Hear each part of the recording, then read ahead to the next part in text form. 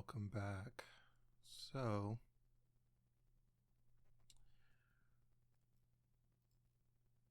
I was able to get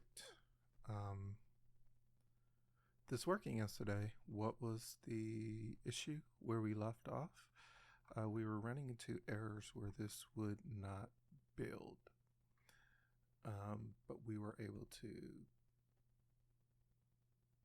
get that figured out.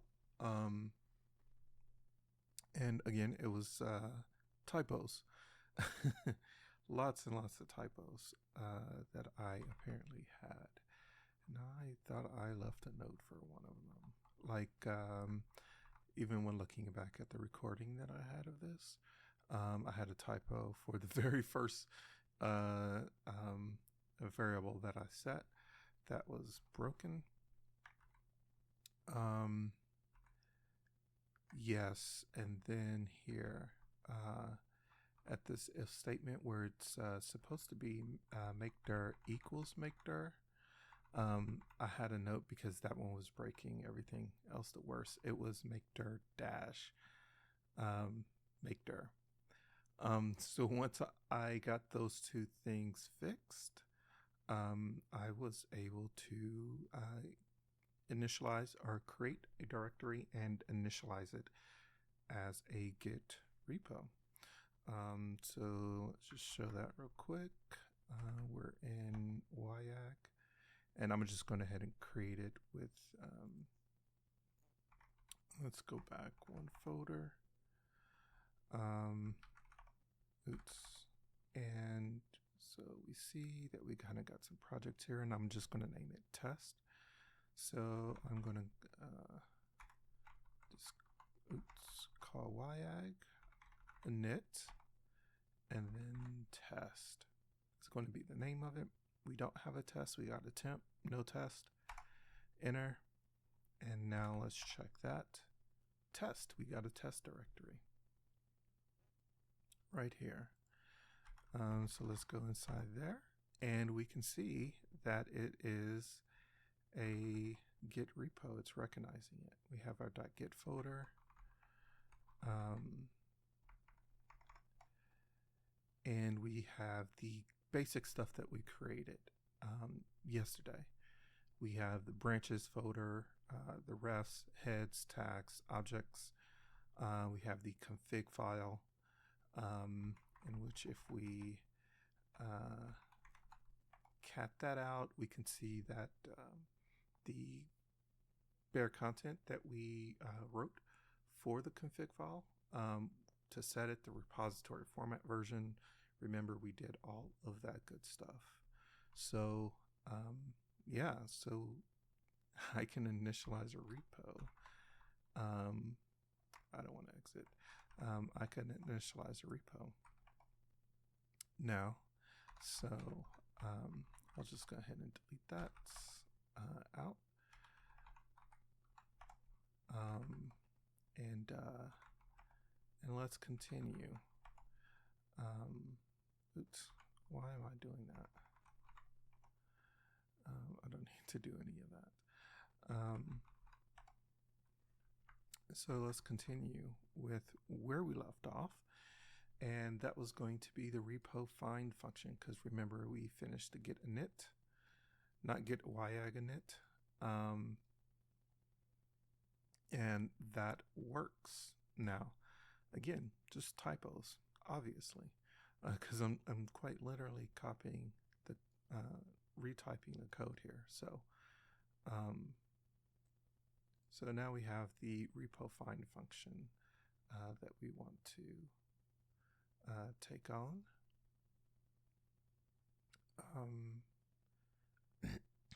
So let's see.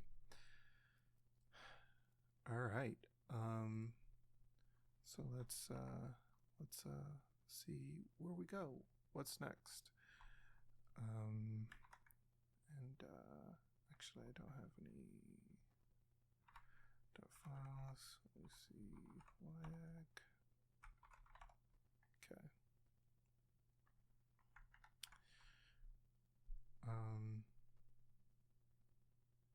All right. Okay. So the repo find function, while we're implementing repositories, we're going to need a function to find the root of the current repository. We'll use it a lot since almost all Git functions work on an existing repository except init, of course. Sometimes that root is the current directory, but it may also be a parent.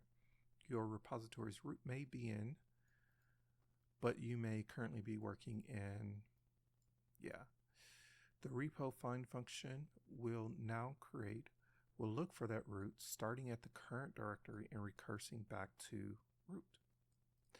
To identify a path as repository, we will check for the presence of a .git directory. All right, so repo find function. So it's going to start with the current path, path true, real path is directory.git, return get repository path. If we haven't returned, recurse in parent if w parent, and so we go back to directory. If parent is equal to path, then path is root. If parent is equal to path, if required, raise exception no git directory, else return none, recursive case, return repo. All right, so let's go ahead and type that out, and this time no typos. Let's try not to do any typos this time. So we're going to say def repo find path equals period, comma, and then we're going to require this equals true, and so then we're going to define path dot real path path.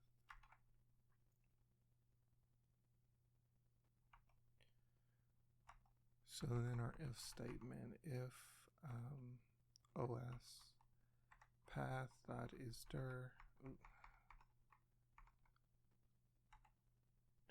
of path dot is dir os dot path dot join. Come on, keyboard. Join. We're going to say path, comma, and then we're going to look for .git directory. And we're going to return git repository path. Okay.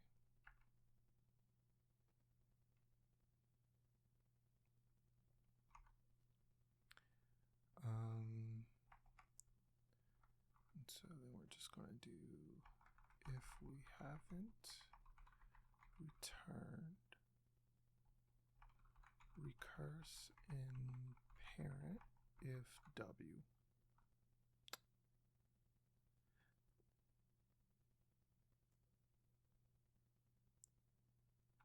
Okay, so let's do it. Parent, we're going to set that os.path dot real path os.path dot join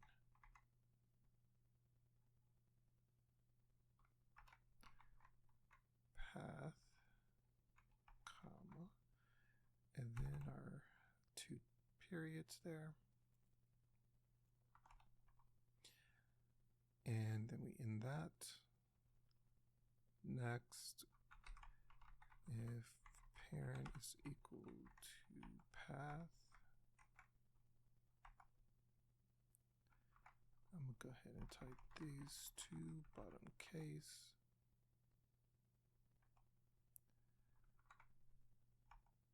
os.path dot join slash comma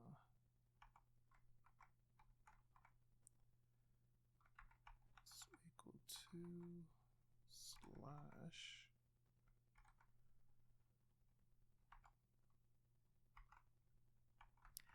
if parent path, then path is root. So then our nested if required, we're going to raise an exception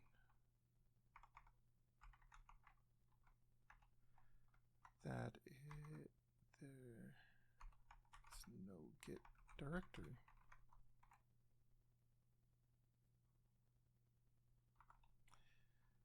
Else, we're going to return none.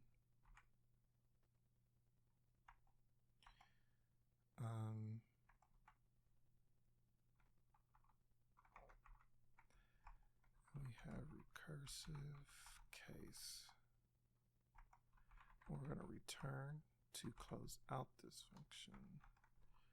Repo find parent required.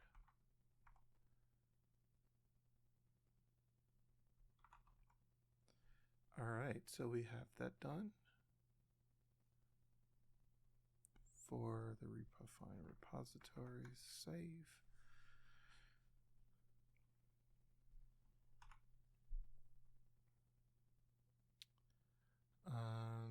Next we have, let's see, reading or writing objects, hash object, and cat file.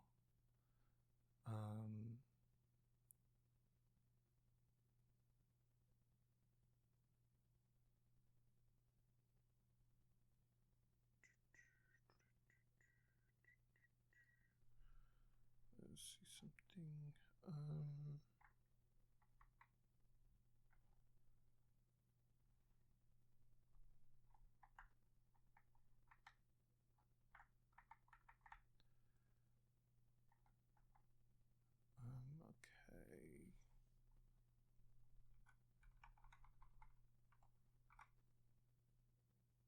I didn't need to do this.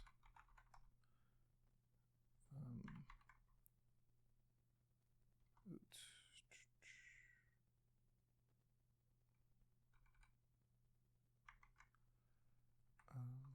I wanted that. That's what I wanted.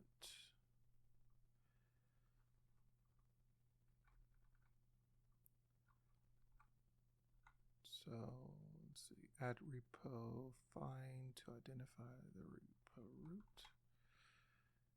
And we did that.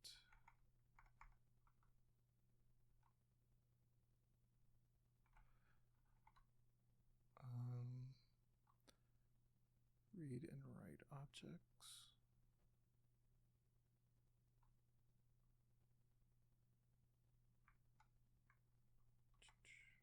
Okay. So what are objects? Now that we have repositories, putting things inside them is in order. Also, repositories are boring, and writing a Git implementation shouldn't be just a matter of writing a bunch of makedir. Let's talk about objects, and let's implement git hash object and git cat file. So yeah, it is kind of true that all we're doing, that what we've done so far to initialize a Git repo is we pulled in a lot of imports. We define what the arguments are. So we have a list of the arguments that we have and that we're going to take and that we require them. So you just can't run YAG. you have to supply an argument. Then we do all of this to create a Git repo to identify if the current path is a directory, to see if the argument that we add, if the directory exists. If not, we create it. And so, yeah, I mean, there's a lot of making directories, but we're also creating file templates and directory structures that we want within there. We're reading file content because we were doing version checks. And then we're setting what the default and the config template. So, yeah.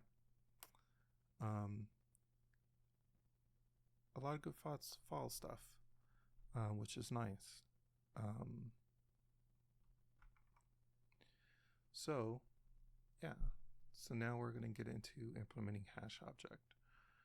Maybe you don't know these two commands. They're not exactly part of the everyday Git box. I use git cat file a bit. Not that I know a lot about it. I use git cat file a bit. I've had a fair share of evil merges or investigating evil merges. And so one of the things that I would do is in using git bisect, again, a novice in using git bisect to determine when a change became bad. And normally, with quote unquote evil merges, you have issues with doing a manual conflict resolution. So generally, when we're able to find what the bad commit is, or the commit that lost the changes on path, it's generally the result of a conflict resolution. And so one of the things that I would do, or use catfall for, is to see what the current tree and blob hashes are for that, for what the customer has.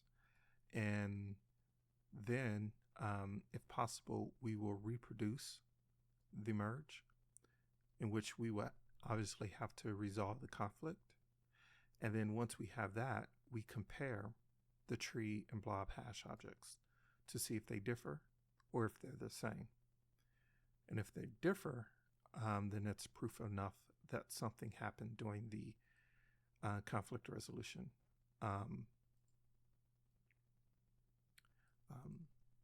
So yeah, that's been helpful.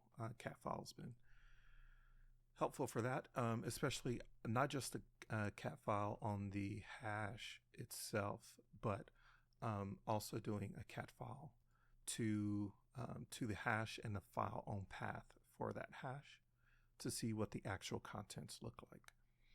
That's pretty key in that investigation. But anyway, so let's see. They're actually quite low level, plumbing and Git parlance. What we do is actually very simple. Hash object converts an existing file into a Git object, and cat file prints an existing Git object to the standard output. Now what actually is a Git object? At its core, Git is a content addressed file system. That means that unlike regular file systems, where the name of a file is arbitrary and unrelated to that file's content, the names of files as stored by Git are mathematically derived from their contents. Correct.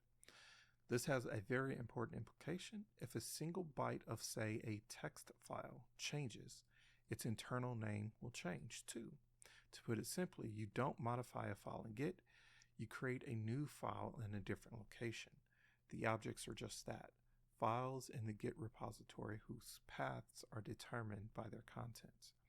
And that's why I was mentioning the reproducing a merge to see if an evil merge was the cause for the content missing, and using cat file to compare those hashes because they should be the same.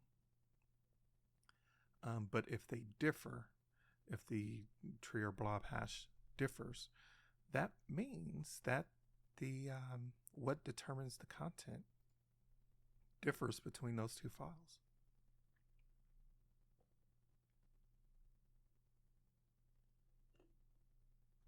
Need a little water break. Now that I'm talking, I get a bit parched. Let's see. Git uses objects to store quite a lot of things. First and foremost, the actual file keeps in version control, source code, for example. Commits are objects too, as well as tags, with a few notable exceptions. We'll see later. Almost everything in Git is stored as an object. The path where Git stores a given object is computed by calculating the SHA-H1 hash of its contents. More precisely, Git renders the hash as a lowercase hexadecimal string and splits it in two parts, the first two characters and the rest. It uses the first part as a directory name. Yep. So, for example,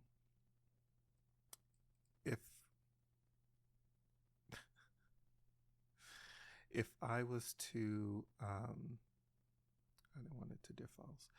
If I was to look at this hash, this is my commit hash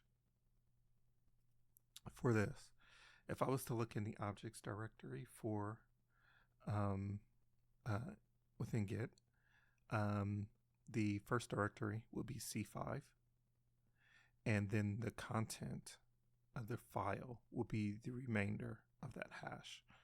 That's how it stores it, and that's what they mean by that. All right. Yeah. It uses the first part as a directory. So C5 will be the directory in that sense within my objects folder. And the rest as the file name. They hate having too many files in a single directory and would slow down to a crawl. That is true. Git's method creates 256 possible intermediate directories, hence dividing the number of files per directory by 256. And I think there's a mathematical formula that breaks down into 27 files within the Git object folder. And that is used in particular by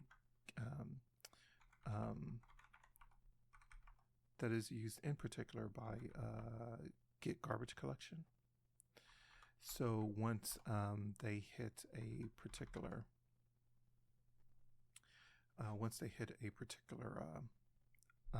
threshold, right? So within each folder, like I said, you see my C5, and then the file is the rest of the commit hash. And so, yeah, you may get multiple over a period of time where they all begin with C5, but the rest of the hash is different. So those that begin with C5 will live under the C5 folder in your objects directory, and then you'll see multiple files. And then see, we have our pack files here, or pack file, and we got the index for that. It maps everything out. So yeah, that is what it will look like. And so Git garbage collection, fun fact, does a calculation, and that calculation comes out to, I think, about 27 files. Once it hit 27 files or goes over or beyond that, 27 files within each directory, I think it will trigger, maybe not each directory, maybe just in one directory, it will trigger a Git garbage collection, which will then pack up those objects.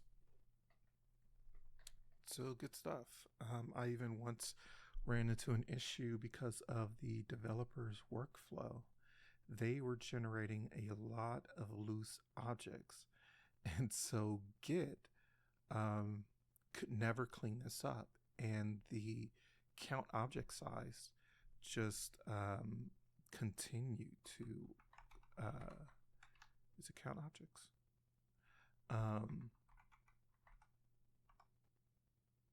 Just continue to grow and grow and grow in size because it could never clean up enough. Every time we trigger garbage collection, to pack up those objects. It couldn't do it. All right, so we're going to take a break and we're going to start back when it gets down to 3:59. I need to move and walk.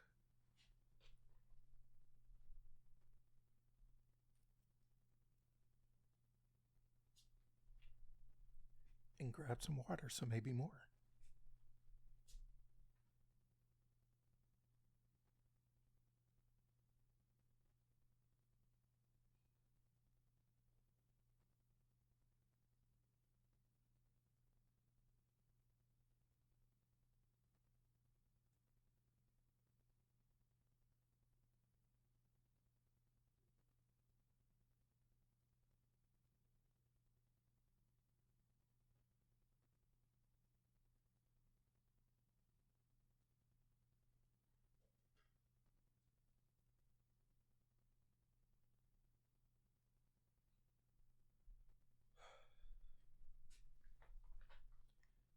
All right, we're back. So,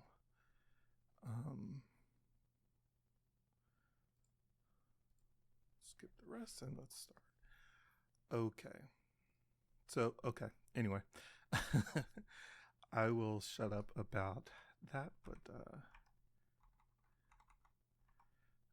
just kind of wanted to share that little tidbit. Anyway, because it's pretty cool. It's pretty cool. Okay.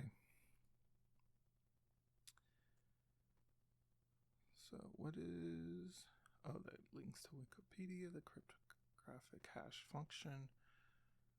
Good stuff. What is a hash function? Unidirectional mathematical function is easy to compute the hash of a value, but there's no way to compute back which value produced the hash. Yes. A very simple example of a hash function is the classical length, yeah, or string length function, which returns the length of a string. It's really easy to compute the length of the string, and the length of a given string will never change unless the string itself changes, of course. But it's impossible to retrieve the original string given only its length. Cryptographic hash functions are a much more complex version of the same, with the added property that computing an input meant to produce a given hash is hard enough to be practically impossible to produce an input. I with strength length is equals to 12. You just type 12 random characters. With algorithms such as SHA-1, it will take much longer, long enough to be practically impossible. Before we start implementing the object storage system, we must understand their exact storage format. An object starts with a header that specifies its type, blob, commit, tag, or tree. More on that in a second. This header is followed by an ASCII space, x20. Then the size of the object in bytes as an ASCII number, then null.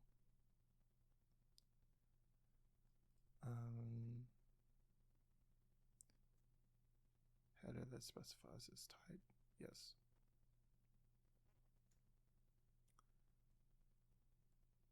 Space, then size of the object in bytes as ASCII number, then null, then the null byte, then the contents of the object. The first 48 bytes of a commit object in YX repo looks like this. In the first line, we see the type header, a space, x20.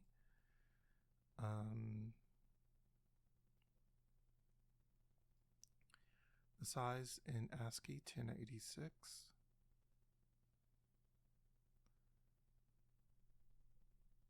The null separator.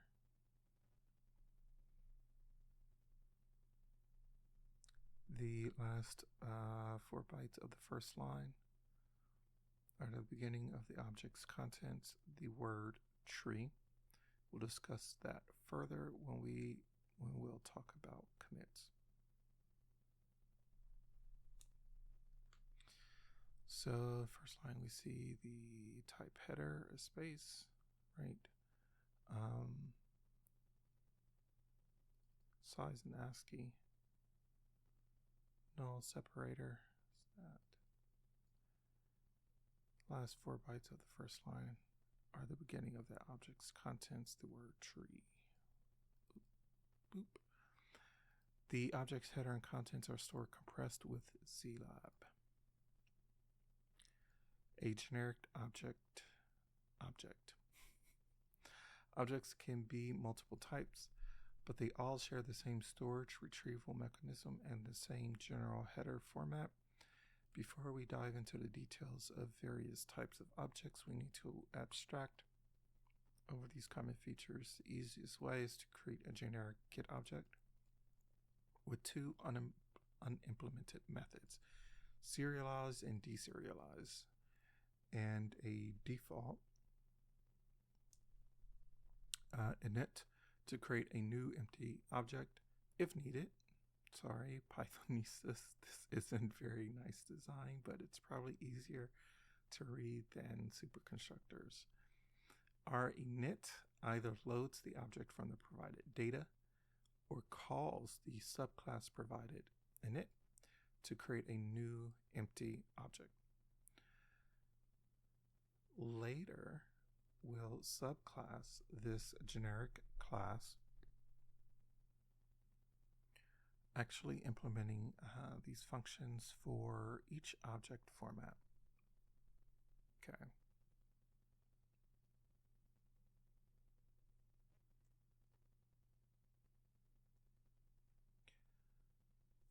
Later we'll subclass this generic class, actually implementing these functions for each object format. Okay, so we're going to create a new class, get object. And what's our current class? Get repositories, our current one. So we're going to create a new class, get object. Self data none, if data is none, deserialize, else. This function must be implemented by subclasses. Okay, deserialize. Must read the object's contents from self.data, a byte string, and do whatever it takes to convert it into a meaningful representation. What exactly that means depends on each subclass. Raise exception, unimplemented, deserialize. Just do nothing. This is a reasonable default. Okay. Let's type that out. Class. Class. Get object. Object.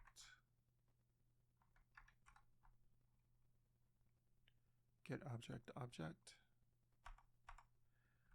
Then def.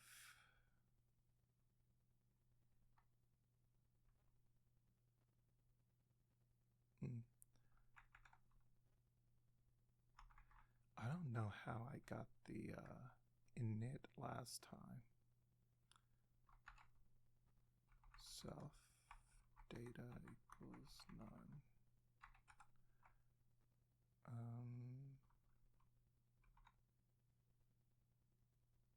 No.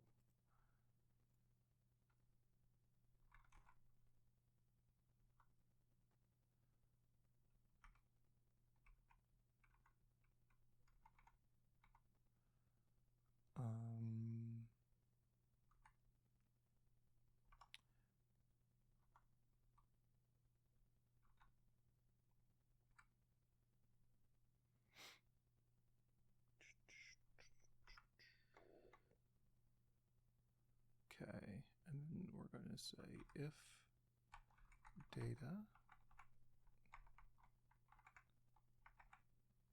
is not equal to none, then we're going to self.deserialize data.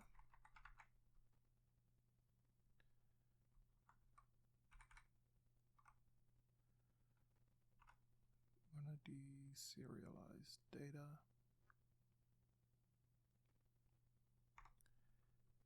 Else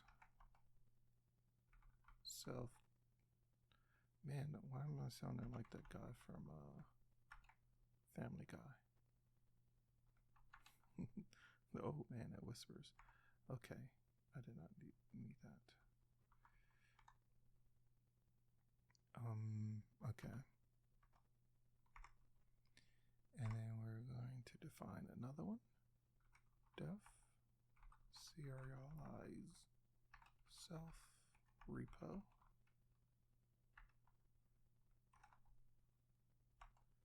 And def serial, and then we're going to do this function must be implemented by subclasses.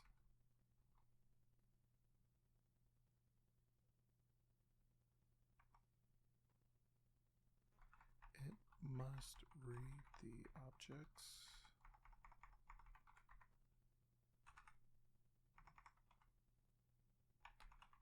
contents from self.data, a byte string, and do say and oops.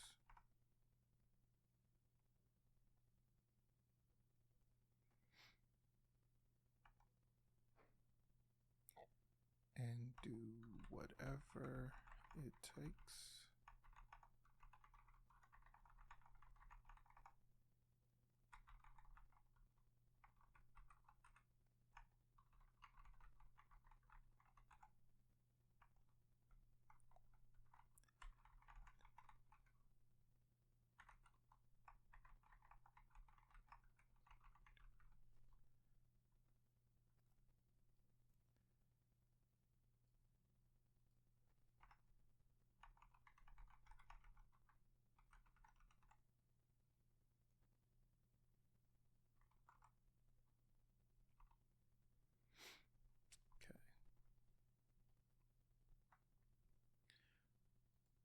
Alright, so then we're going to raise an exception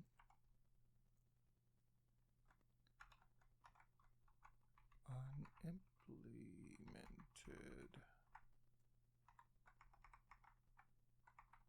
Kernel.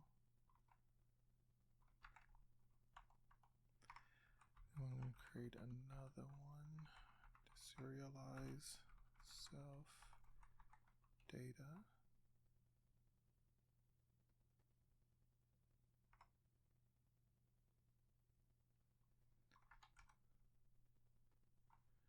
Def deserialize data, and we're going to raise an exception.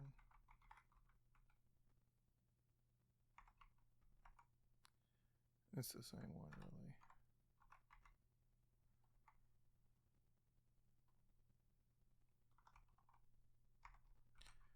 And then def init self pass. And I'm going to keep the note that they have as well.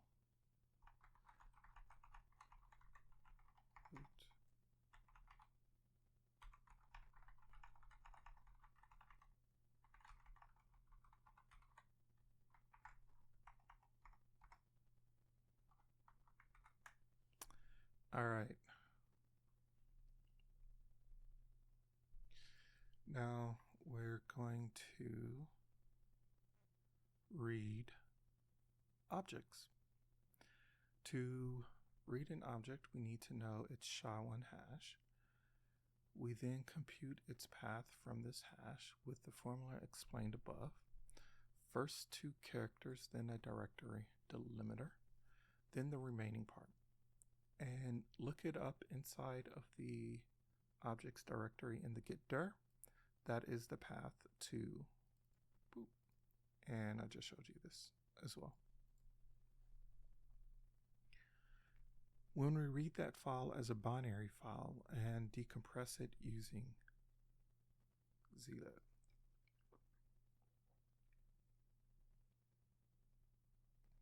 From the decompressed data, we extract the two header components, the object type and its size. From the type, we determine the actual class to use. We convert the size to a Python integer and check if it matches. When all is done, we just call the correct constructor for that object's format. So we're going to read an object. So a generic object. Okay.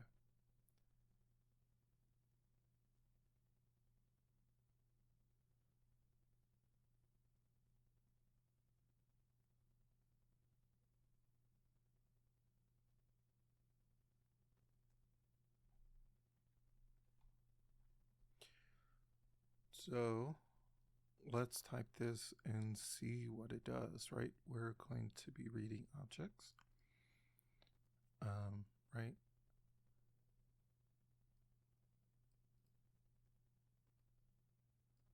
So, okay, we need to know it's SHA. Then we read it, decompress it.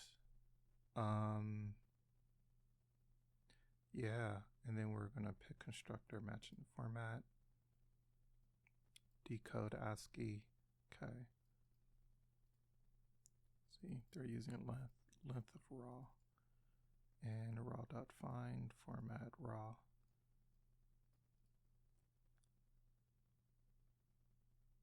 Raw.find. Let's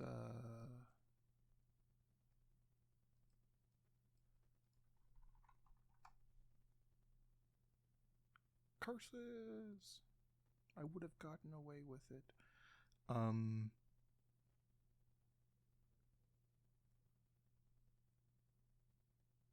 Python function, no.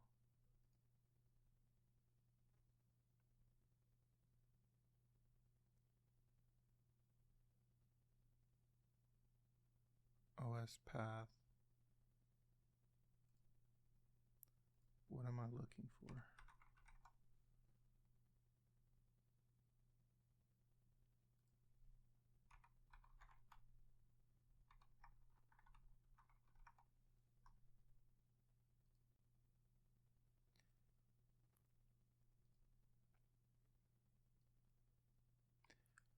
That allows you to include backslashes without interpreting them as escape seek. Okay.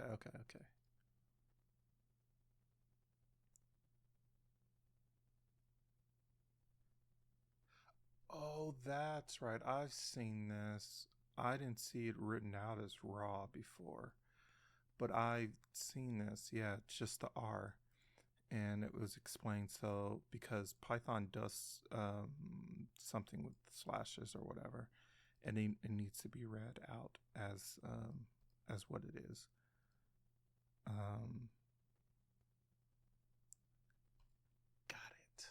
Got it. Understood. So we're reading objects. Let's read objects.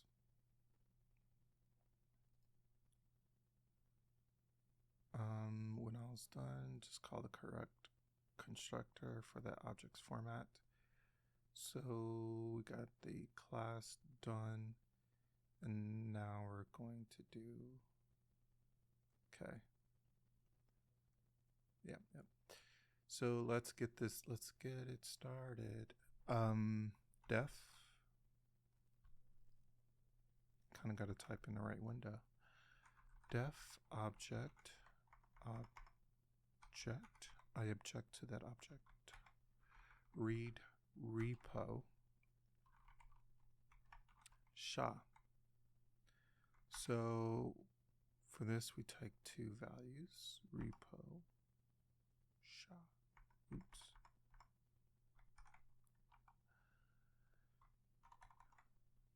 Read object SHA from Git repository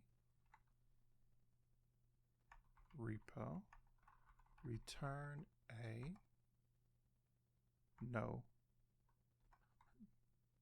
What?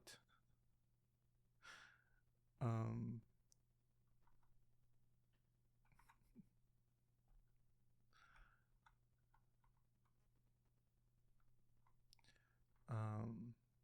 okay.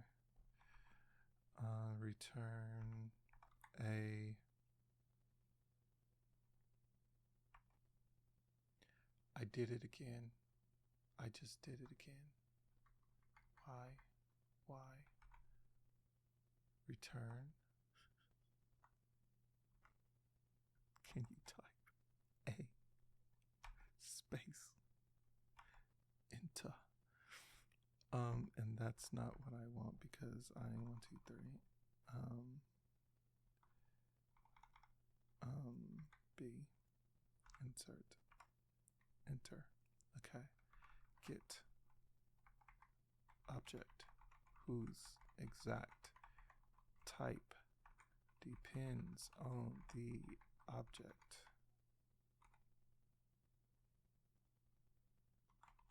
As you can tell, I'm not a film expert. And so when I decided to, I've used film for quite a while. Kind of had to. I never liked Nano. I don't know why. I always opted for Vim or VI whenever I had to hop onto a Linux machine for my job and modify text files all the time. Read, modify, search them.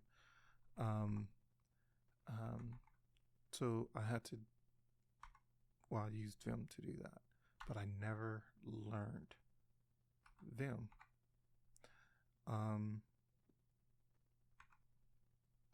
So I decided when I made the decision, it's like, okay, we're going to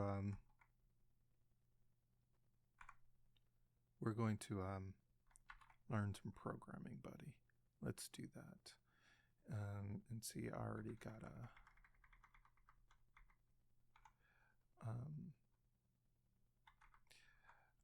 we're going to learn some programming. And so repo file, repo objects, SHA 0:2, SHA 2, okay. I was like, okay, I need to learn Vim. And I decided to do everything all at once because I'm an idiot. This new keyboard, curved split keyboard, combined with learning and forcing myself to use Vim. And I even installed some plugins. Is it premonition or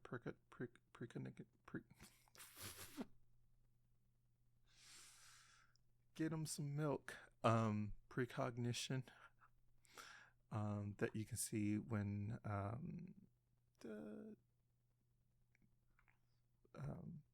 you can see the precognition, the little characters and stuff to tell me where I can go or whatever. And then Hard Time is another plugin that disables the mouse from clicking within it. And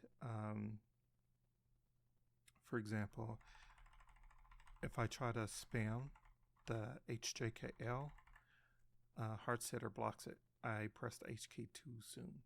And it'll also tell me if I should use another Vim command if I'm doing something. So really cool stuff. If not OS file path colon, and then we're going to return none. So I decided to let's just do all of this at once. Everything. New keyboard, forcing yourself to learn Vim with restrictions, some restrictions, not like super hardcore restrictions, but Yeah, struggle bus. So, but compared to when I first started,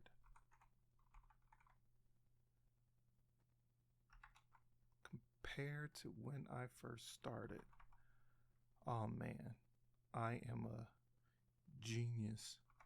I'm a beast mode compared to when I first started. And this is shite. You know, I was doing some other configuration after the last recording yesterday, and I type much better just not having obviously talk.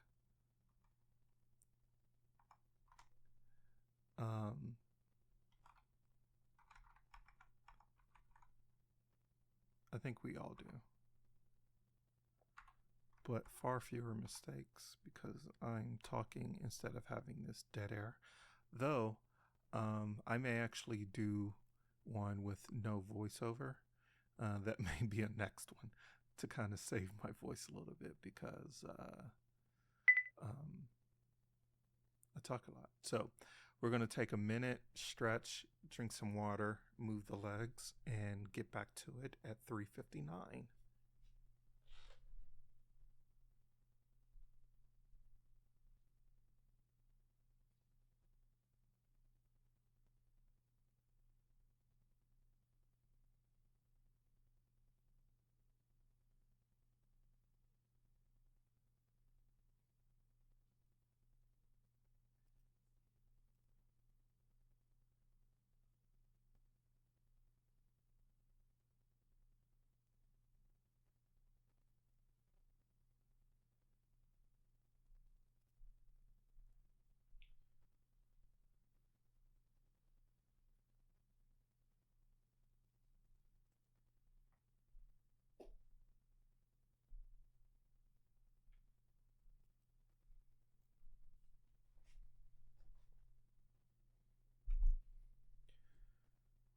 Okay. Let's take a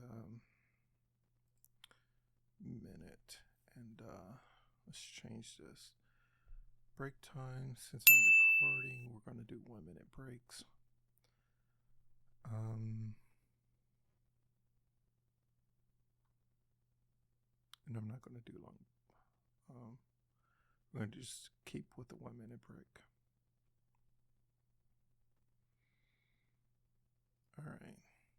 So let's get back to it. All right. So raw. Where am I at? 0. Raw colon X in break.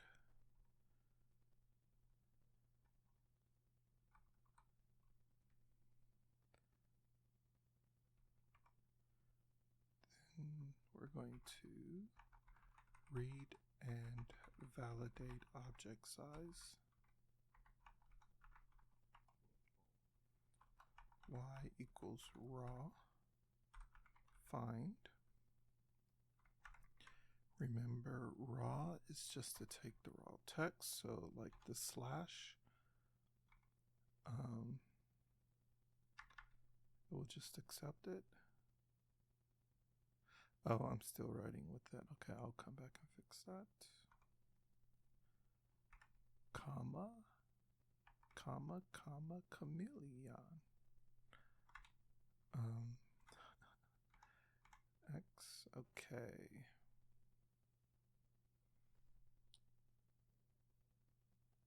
And serialize.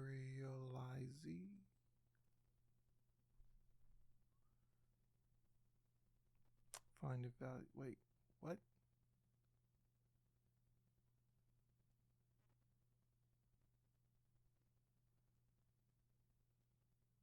Oh.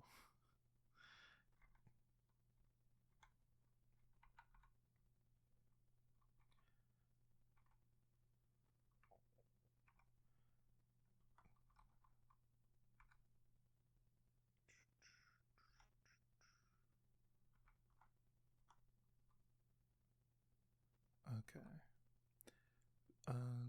Y, okay, 0x, and then we're going to say size equals integer. I'm going to raw x colon y, close, and then we're going to decode this. Decode ASCII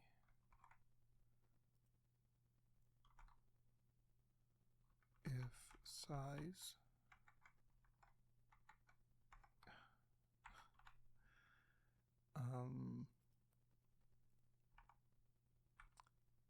is not equal to the length of the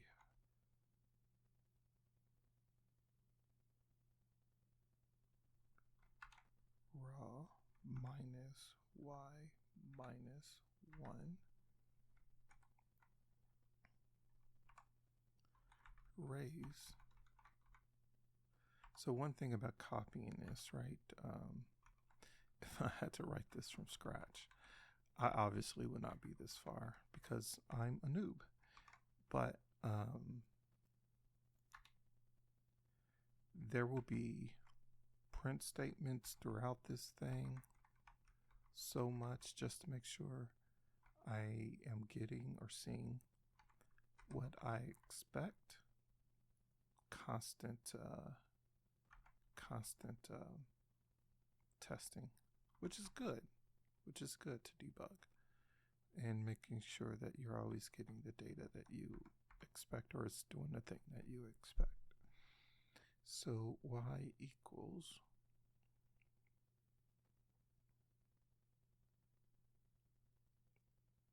int raw decode ASCII size. Okay.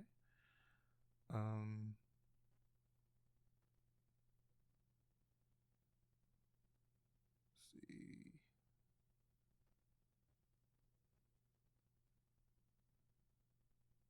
All right, so let's pick our constructor.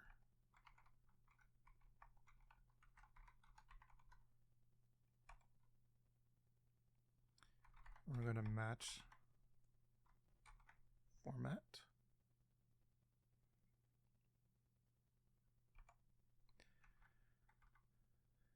Case B, commit.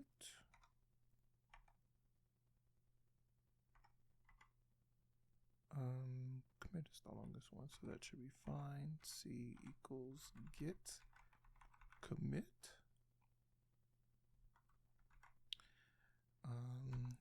1, 2, 3.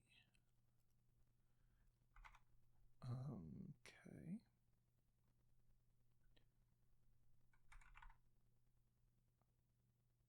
Oops, nope. All right. And this one is tree. Oops. Come on. Tree. Get tree.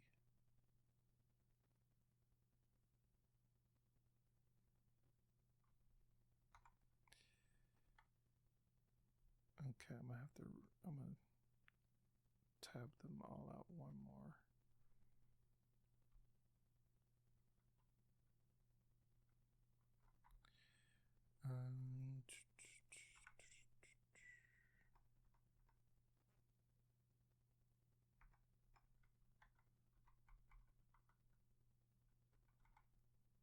Get tree.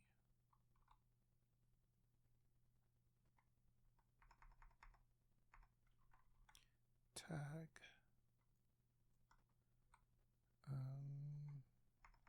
This is blob. Oops, didn't want to do that. And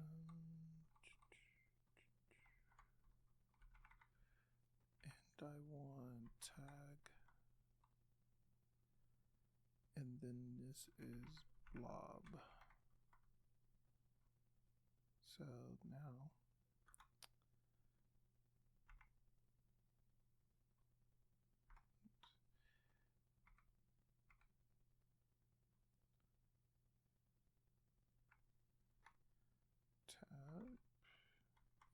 going to do tab. What?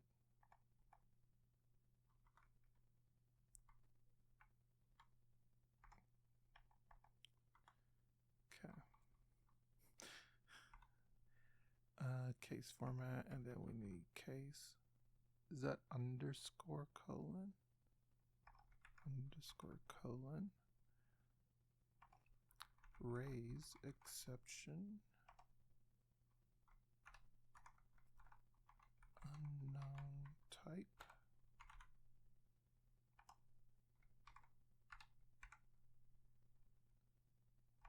For object.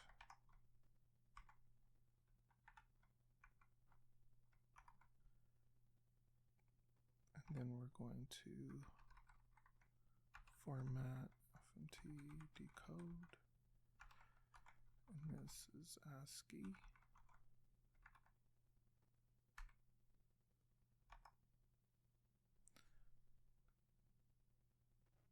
SHA.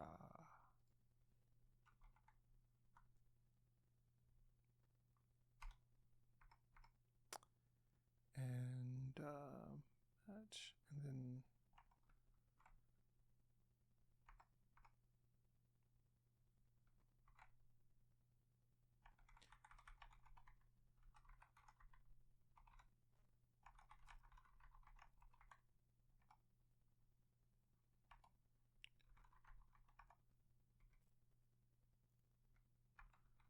return C raw.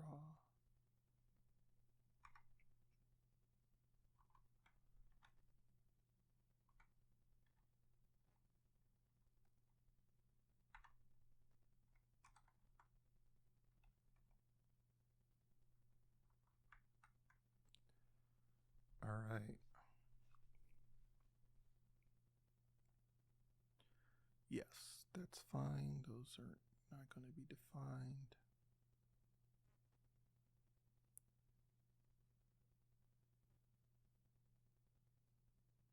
Okay, yeah. Exception, raise exception.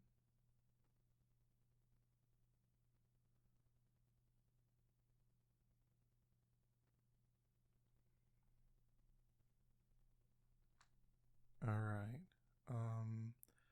Okay. Writing objects. What do we do? We're still on that. Writing objects. And then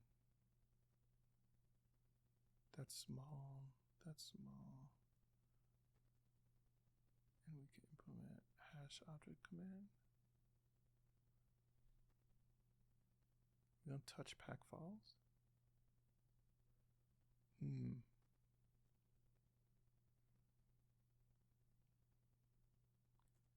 Hash object command working with blobs. All right, so we just did added the function for reading objects. So this reads it, we decompress it to read the contents.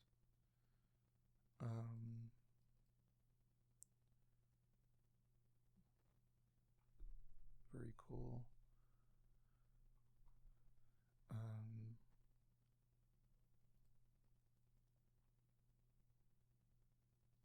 Can you believe someone actually wrote this stuff from scratch? They actually sat down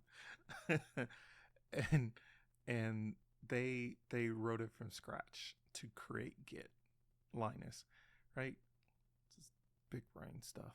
Anyway, so we're going to write objects. So writing object is reading it in reverse. We compute the hash, insert the header, zlib compress everything, and write the result in the correct location. This really shouldn't require much explanation. Just notice that the hash is computed after the header is added. So it's the hash of the object itself, uncompressed, not just its contents.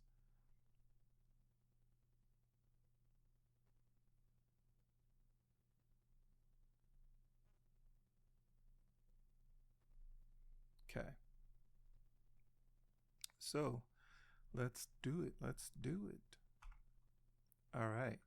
So we're going to create our object write function. It's going to take these two. Repo equals none.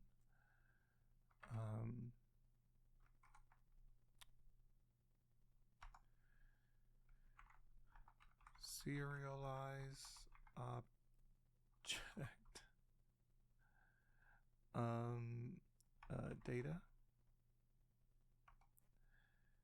data equals object dot serialize. Then we're going to add the header.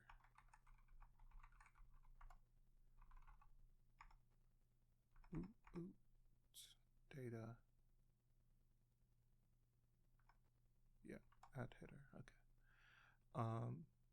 Whoa. Oh, it's because of that's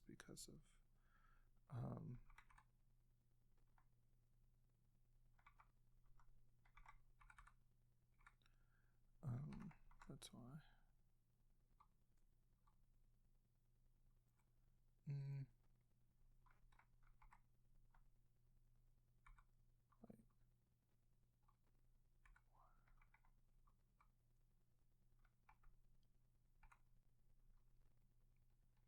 Oh, it's only moving that, that's why.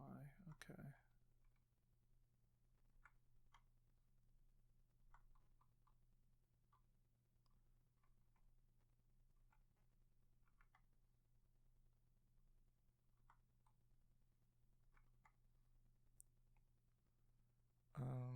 Data object, and so we're results object format plus b plus string length of data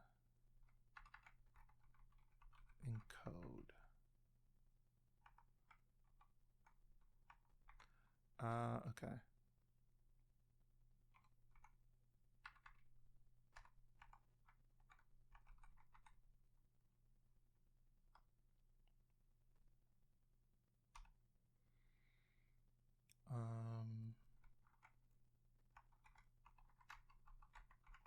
Compute hash.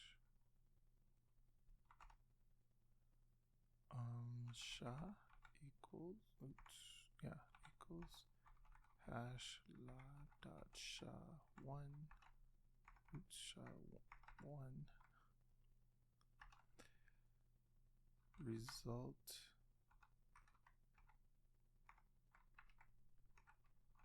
hex digest. Yeah, hex digest, and then our if repo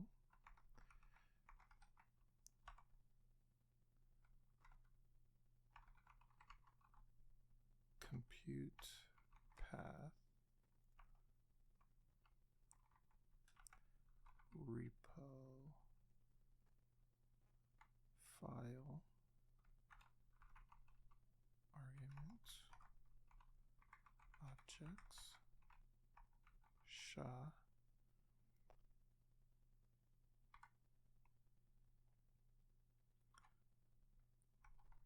two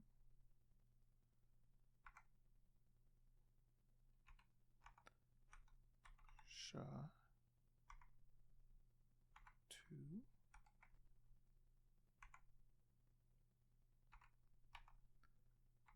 murder dirtgurgers. All right, and then we have a nested if. Wait, oh, it's these that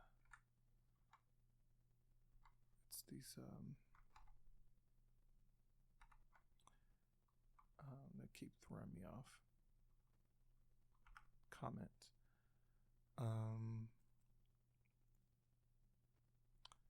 Wait, is that right?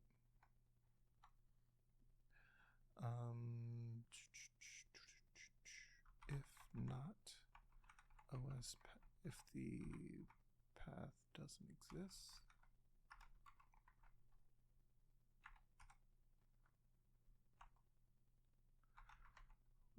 file or with the path open.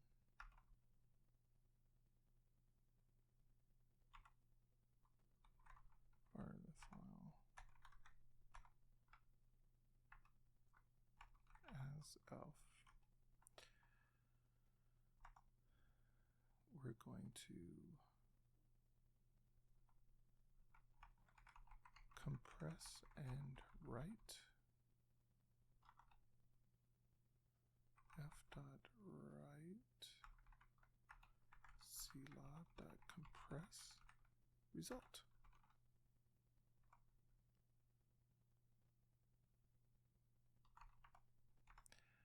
And we need to go back to return SHA.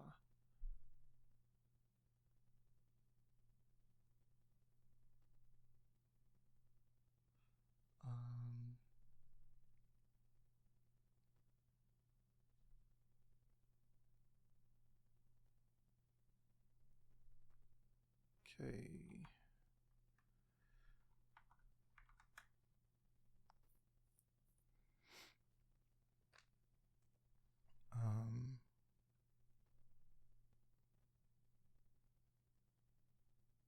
Right, if, wait. Oh, yep. Let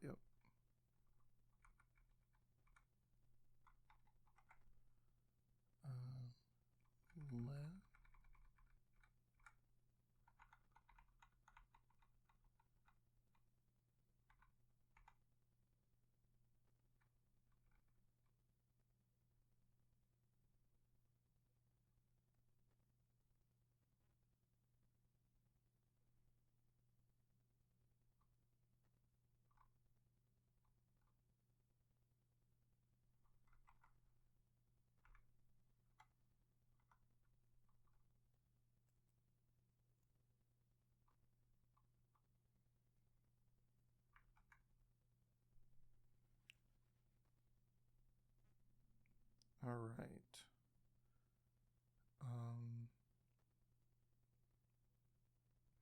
So now we can read and write our object. So working with blobs. We said earlier that the type header could be one of four: blob, commit, tag, and tree. So Git has 4 object types. The blobs are the simplest of those 4 types because they have no actual format. Blobs are user data. The content of every file you put in Git, main C, logo, read is stored as a blob. That makes them easy to manipulate because they have no actual syntax or constraints beyond the basic object storage mechanism. They're just unspecified data. Creating a Git blob class is thus trivial. The serialize and deserialize functions just have to store and return their input unmodified. So let's create this less than trivial, this trivial class. Git blob. So Git blob is going to take Git object.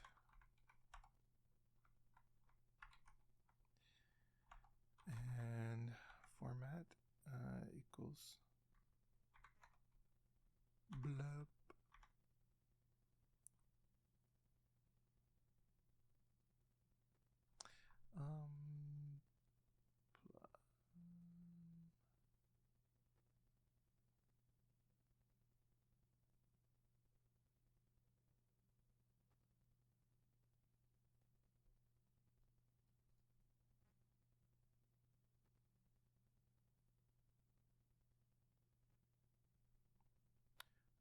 We're working with blobs. Let's see in here. Wait.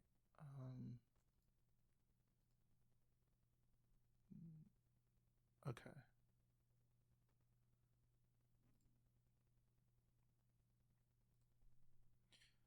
All right. Format be blob. And then our function serialize self. And then we're going to return self.blob data.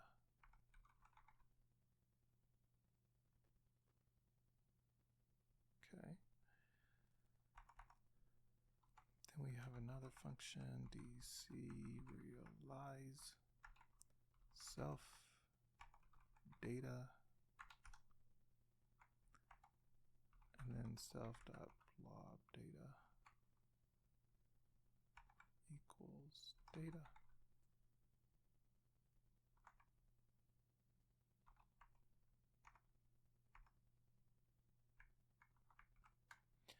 All right. So we said earlier, so we'll return self-blob data. Simply so these four types: blobs are user data, content of every file.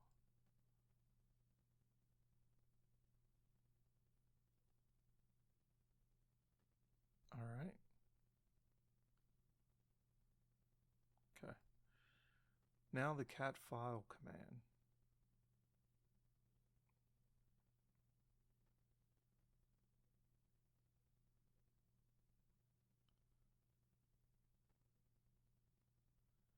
The cat file command. All right. We can now create YAG cat file dot get cat file. Simply prints cat file. Yeah. Get cat file simply prints the raw contents of an object to standard out, uncompressed and without the get header. In a clone of YAG source repo, yep, get cat file blob whatever will show a version of the README. Our simplified version will just take those two positional arguments, a type and an object identifier. So that's what we're going to take, is the type and object identifier. And so our choices are going to be blob commit tag tree, and then the object. So the subparser is very simple. All right. So let's do that. So we're going to create the subparser. Oh, time for a break. I'm going to take a quick break here. And also going to take a restaurant break. So I am actually going to pause. Does that actually? And we are back, and our timer, we're going again. So minimize that craziness. Minimize that. Okay. Now we're creating our subparser. So we're going to give it the arg sp. We have our arg subparsers.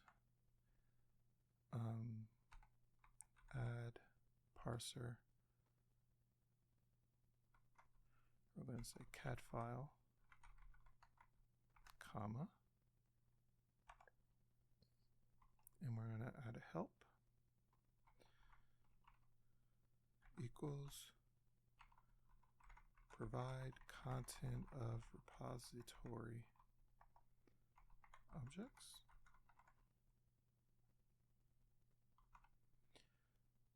Okay, that looks good. Arg subparsers dot add parser.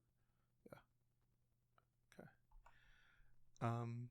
Then we're going to say arg sp again. Add argument. We're going to do type.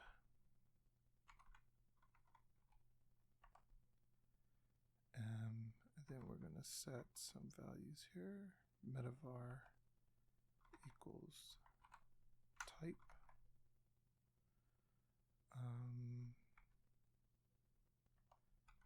Choices. We're going to have a list. Wait. If I don't stop that, choices, and we'll go to list of blob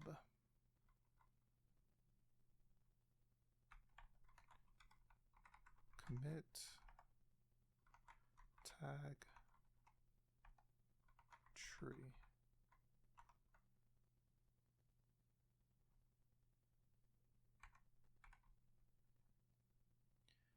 And then we create the help text.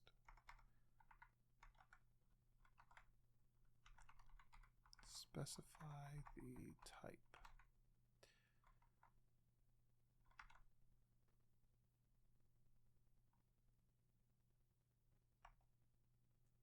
And then our last one, argsp, add argument, object. English is easy. Just pronounce this word in 2 different ways depending on the context. Object, that's what I'm talking about. You know, the stuff that randomly comes out of my mouth. And I'm just keeping it toned down because I'm recording this on the internet for everyone to see make fun of. All right. Oops.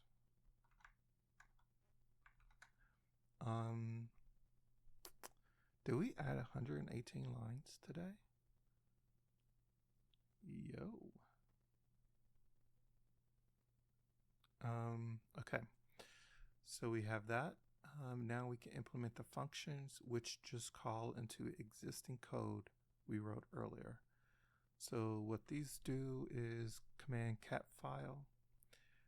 We call the repo find to find the repo, and then we have the cat file, the repo, the arguments of the object, yep, and then the type, and then the cat file. So cat file, repo, object, format, object, read, yes.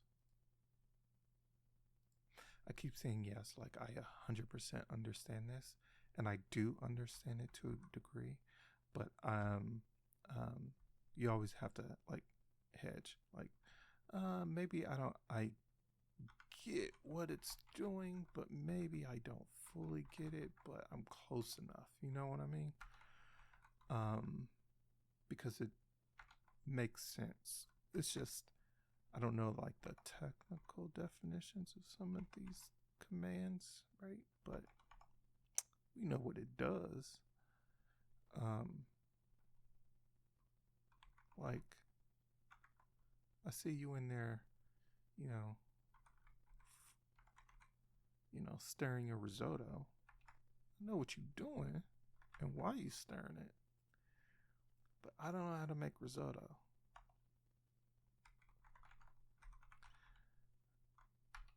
That food analogy comes because I'm actually hungry, and I had effectively a non-existent breakfast, and it's 6 p.m. my time, so I'm hungry. args.type, and so we may hit the next session wherever we leave off, I guess in 20 minutes from now, right? I think we've probably gone for two hours, maybe an hour and a half, about. Or it's probably less than that because I'm doing 25 minutes, right? 225, 50, right? So it's 115. So about close to, I guess, an hour and a half, right? Maybe. FM type, I lost where I was. args type, okay, dot encode. And that'll be it for this one, and then I will eat. Okay. Cat file, cat underscore file, cat file, okay.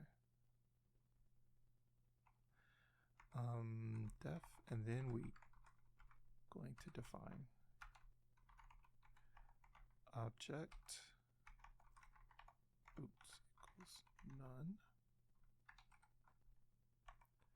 And then we define object equals object underscore read. We're using that, and then we give what it has, object find repo.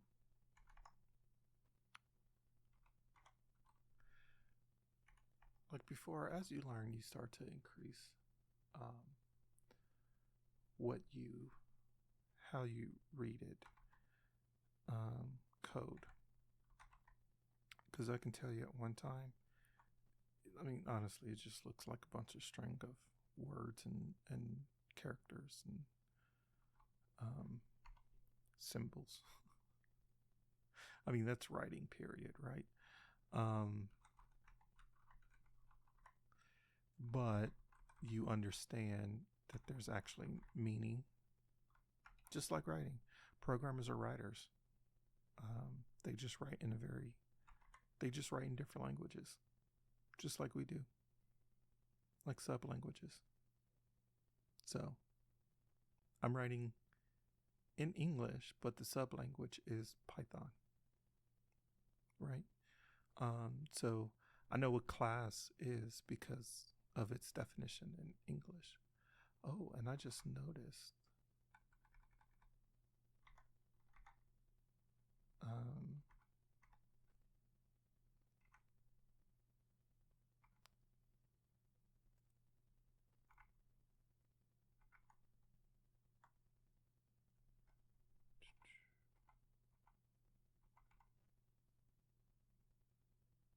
Wait, is that right? Yes. Get blob. Def serialize self return self blob data. Serialize overrides class get object in an incompatible manner.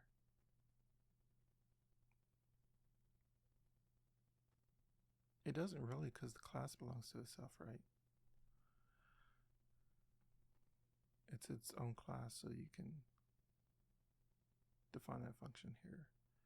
Anyway, serialize self, deserialize self, blob, data, blah, blah, blah, blob, equals data. Okay. Subparsers. Method, yeah, because that, yeah. Okay. Back to where I was. I was creating a cat file system. Write object dot serialize.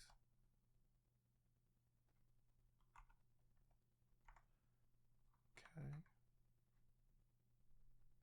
The function calls an object find function we haven't introduced yet. Okay. Because I was about to say, I was like, I didn't see object find pulled up. So now we're going to create object find function.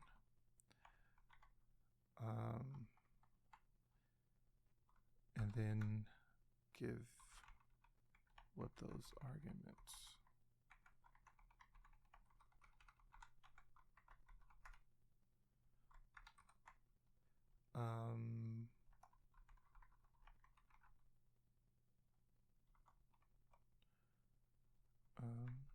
See, what is CE? It told me to use CE.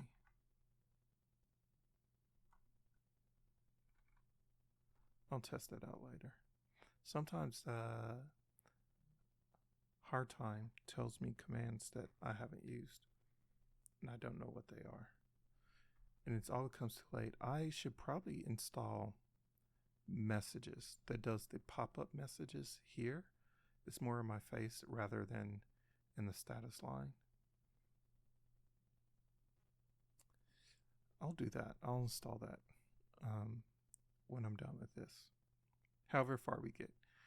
Maybe we do the hash object command. Probably not, because the timer is 13 minutes. Okay. That's going to be annoying seeing the numbers in the background. All right. So we have the object find. We just defined that. And what we return. The reason for this strange small function is that get has a lot of ways to refer to objects, full hash, short hash. Yep, it does. Tags object find will be our name resolution function. We'll only implement it later. So this is just a temporary place. Okay. This means that until we implement the real thing, the only way we refer to an object will be its full hash. And that will be this entire thing, referring to that entire thing. Because as you know, you can just pick like the first 6 or 7 characters, like up to like 3B. and ignore the rest, and it will know that you're talking about this hash, right? See, because when you're looking at it here, it has a shortened version of what the hash is, and you can refer to that shortened version instead of the long one. And I often do, I rarely ever actually copy the full hash, right?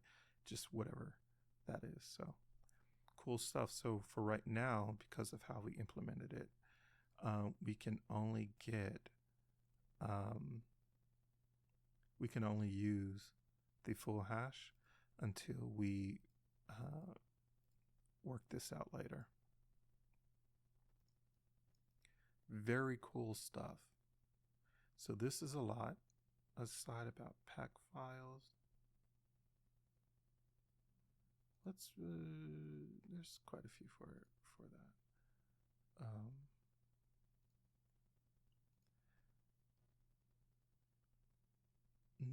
So we're creating the hash object command. So we just did that. So, okay. The hash object command. We will want to put our own data in our repositories though. Hash object is basically the opposite of cat file. It reads a file, computes its hash as an object, either storing it in the repository if the -w flag is passed, or just printing its hash. The syntax of YAG hash object is a simplification of get hash object. Okay, -w, write, t, and type, and specify what that is. And then we have our path. So this is this. Isn't that amazing? So again, we have our argument subparser, and then we're defining what those arguments are, their destination, info, and help activity. Okay.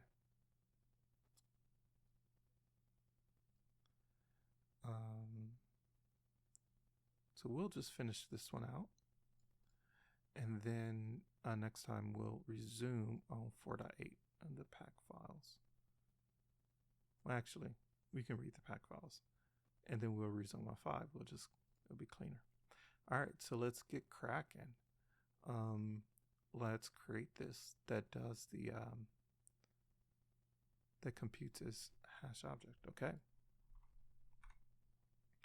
So argsp equals arg subparsers dot add parser. Oops. And it's going to be hash object with help equals compute object ID, and optionally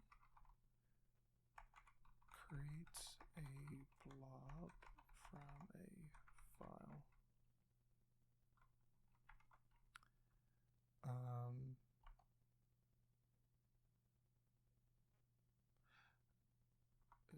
Okay.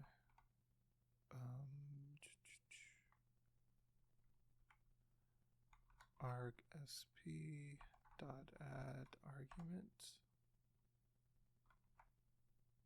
-t is the argument, and so we're going to do metavar equals type,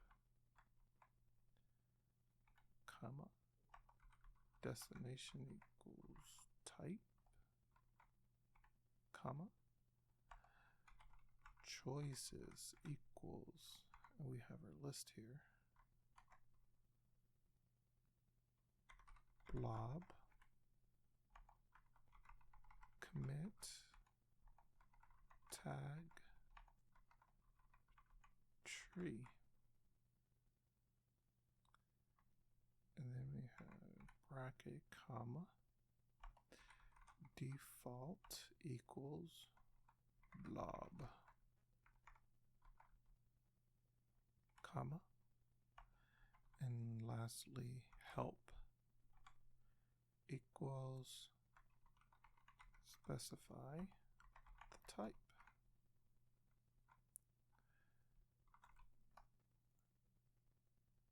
choices, metaphor, arc, sp, add. Okay.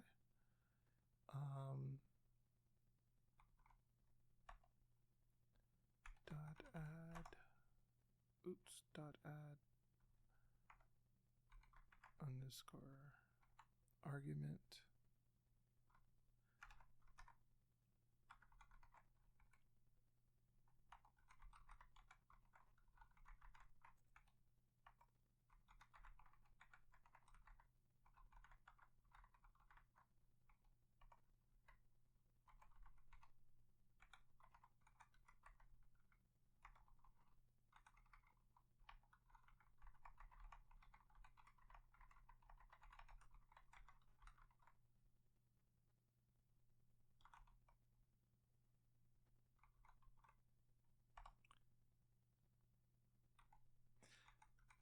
Because I know later we're actually going to get into the index stuff.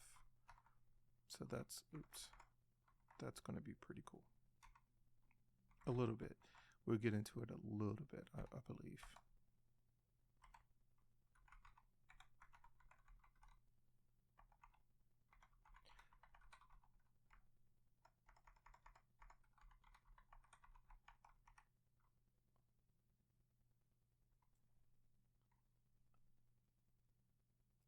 Oh, I have no idea what I just did. Okay. Read object from file. Okay.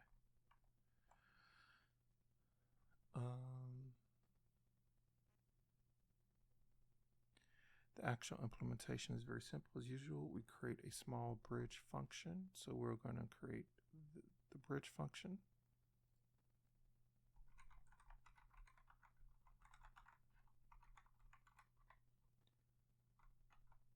Args. And if args.write repo find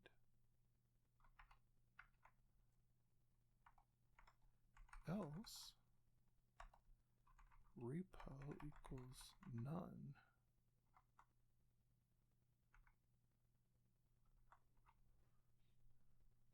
else repo equals none, and then we have a with. Interesting. What's the difference between with and while?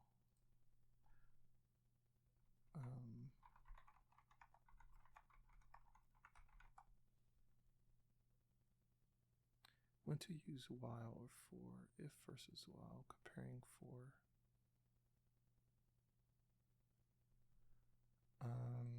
How about, can I just search for loop?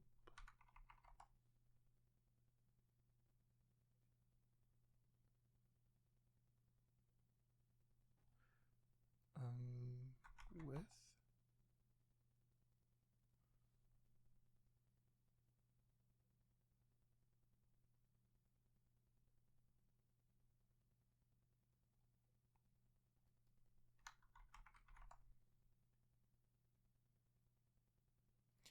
compound statements. So if while with.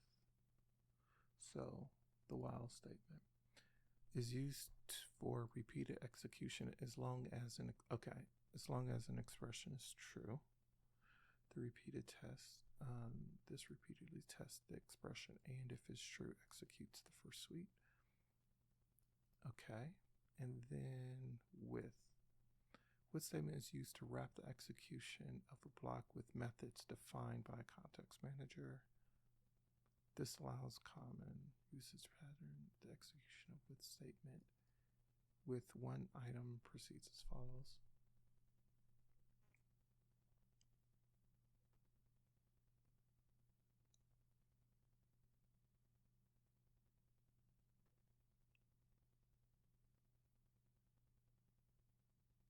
Okay.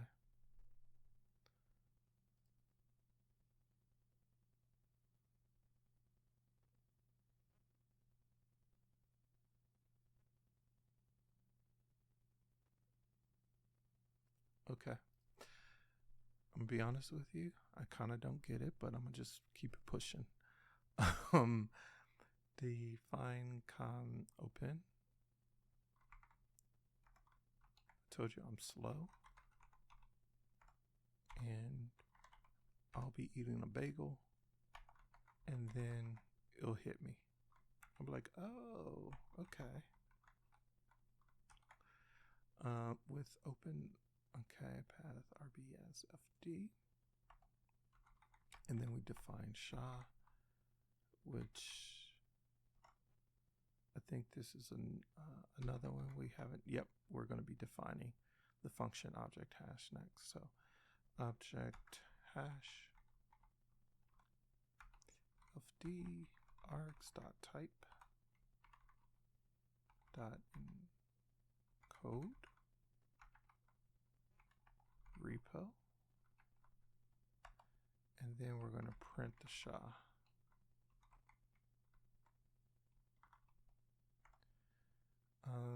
With okay, and the actual implementation is also trivial. The repo argument is optional, and the object isn't written if it is none. This is handled in the object right above.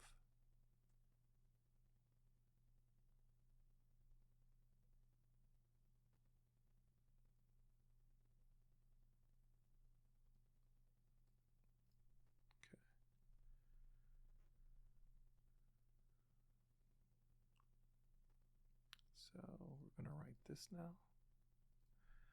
And so we're going to define the object hash that we just referenced. Okay, we're going to take a movement break and water break.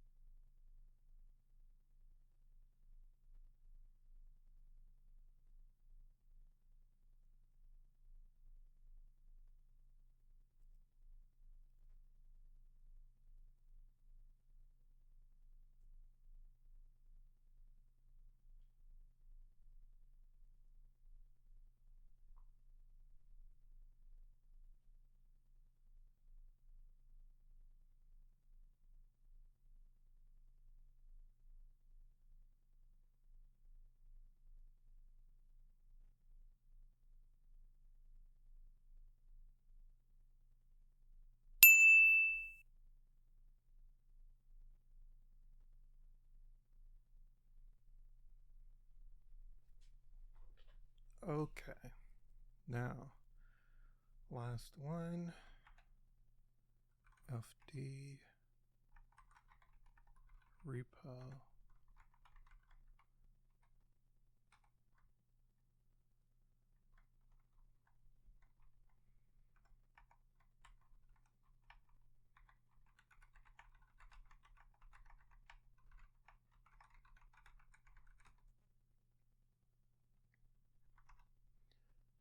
okay, data equals f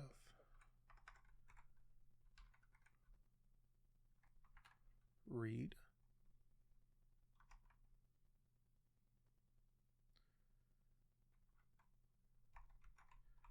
choose constructor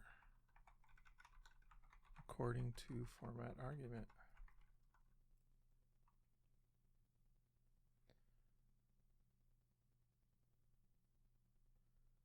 We're going to match the format.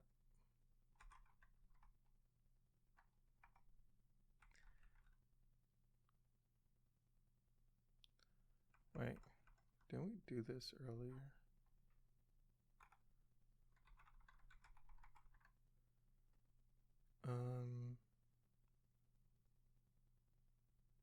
Blob raise exception case.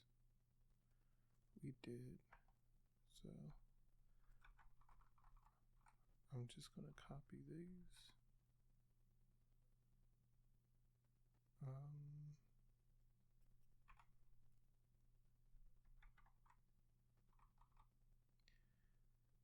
And then I'm going to say replace that with obj. Okay. B commit tree get commit object get commit. Oh, so we need to, for each of these, data.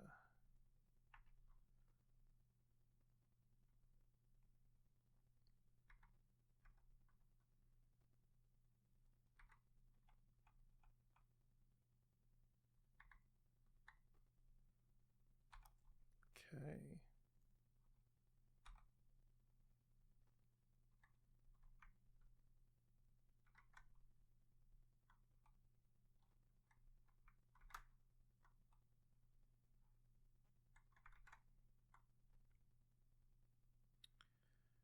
Okay, case B commit tree tag blob get commit tree tag blob. I'll proceed with object data at the end, and I'm going to keep the format like this just to match it. And exception unknown.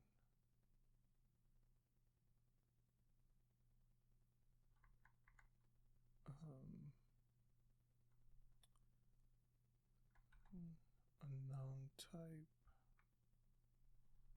Let's say %s exclamation exclamation mark quote and %fmt and close that bad boy out.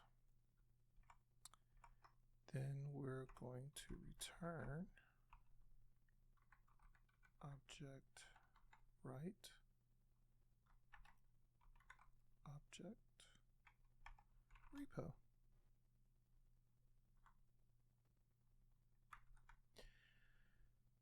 All right. So we have that object hash not defined.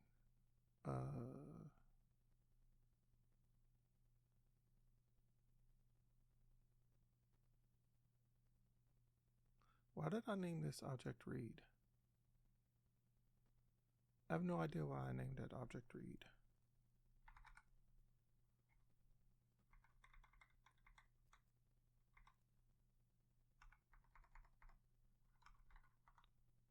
Because that should be object. Why did I just write hash? Oh my gosh.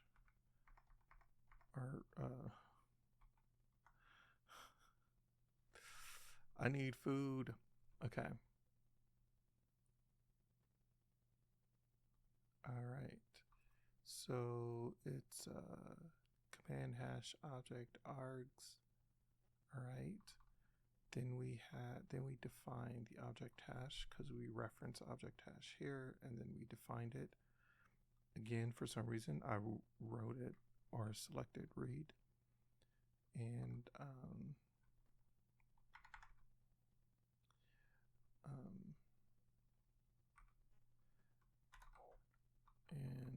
writing a repo bit commit raise exception unknown type. Okay. Underscore K return object write object repo. All right, we have that written. And then what we've just implemented is called loose objects. Yum, loose objects. Git has a second object storage mechanism called pack files. Yep. Pack files are much more efficient, but also much more complex than loose objects.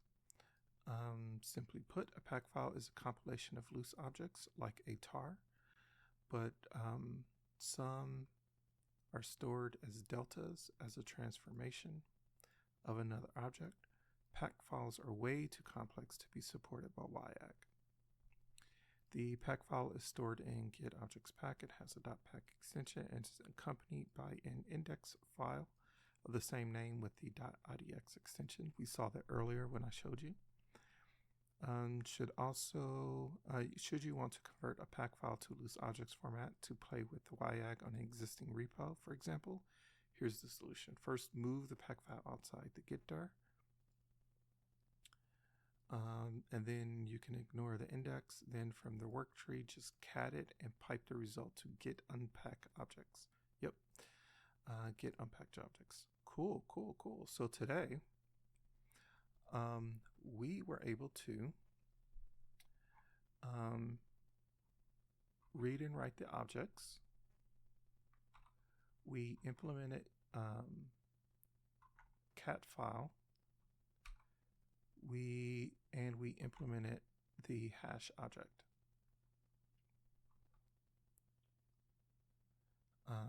Command. So very cool stuff. We did those 3 things today. Next, we're going to read the commit history, commit data, and add some references. And so those are going to be the next one, starting with number 5. Now that we can, and so we can read and write objects. We should consider commits, commit object uncompress.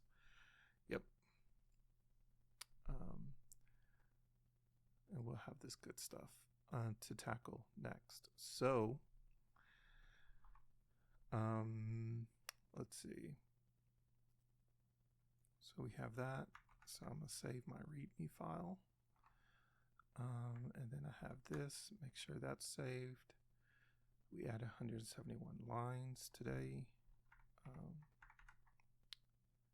Oops, I don't know why I did that.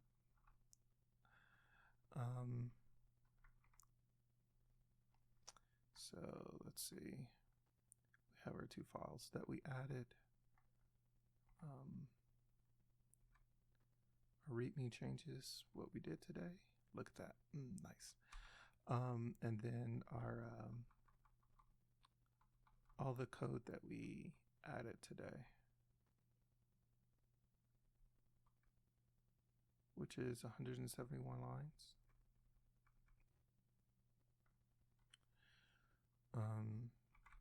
So I don't know why it doesn't select this when I do. So we're going to go ahead and commit this, and let's say, what did we do?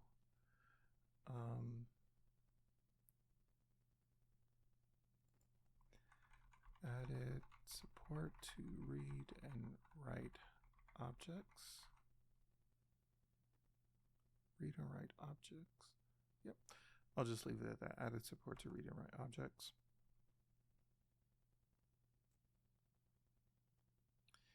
And let's push that up.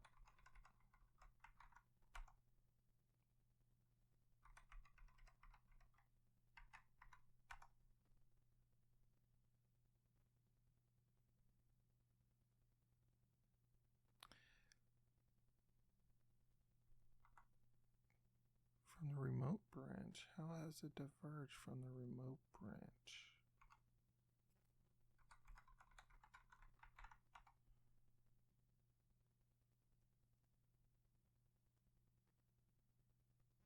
Okay.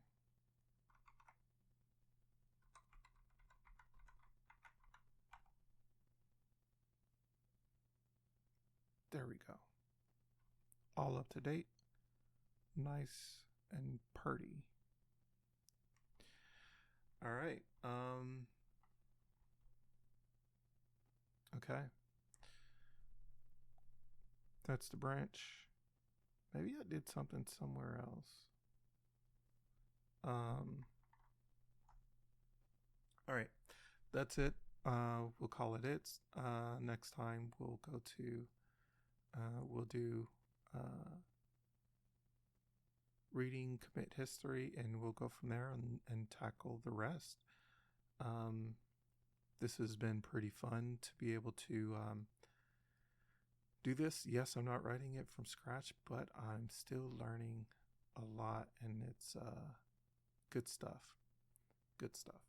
All right, folks, that's it. I will see you all next time, and we'll just go ahead and kill it. Peace.